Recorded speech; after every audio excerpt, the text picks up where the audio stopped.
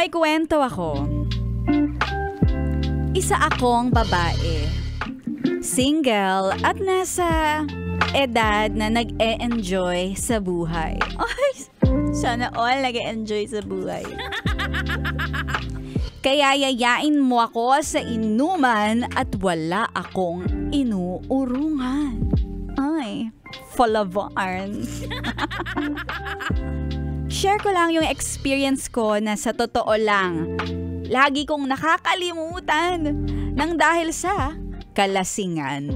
Ayan. Kasi para bang kapag ako ay lasing, wala na akong naaalala. Nag-iibang katauhan na ako. At sa isang inuman, nagkaroon ako ng instant boyfriend. Ay! After work, nagkayayaan kaming magkakaibigan na magpunta sa isang bar. At may waiter na lumapit. Binigyan kami ng free drinks. Dahil galing daw yon sa mga boys sa kabilang table. At ako ay kinakawayan ng isa sa cute guy. And he's so fly. Lumapit siya at nakipagkilala. Ako na single, available, and approachable. At habang tumatagal sa inuman, nagiging unkabogable.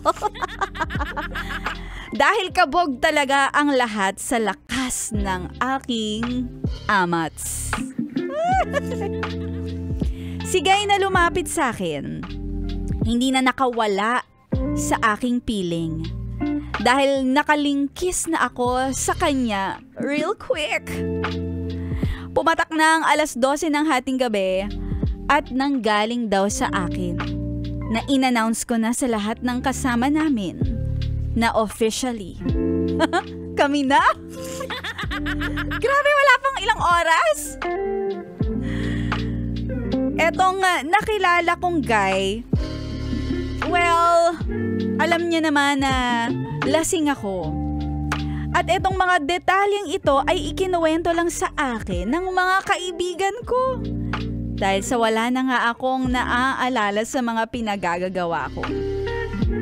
Dumating pa nga daw sa punto na pauwi na kami pero ako daw ay pilit na sumasama. Dun sa lalaki na instant boyfriend ko. At nasa labas na kami para sumakay sa taxi. Ay hinabol ko pa daw tong instant jowa ko para sa isang goodbye kiss na may kasamang Daniel Padilla. Pero sa katinuan, promise, hindi ko makakayang gawin iyon.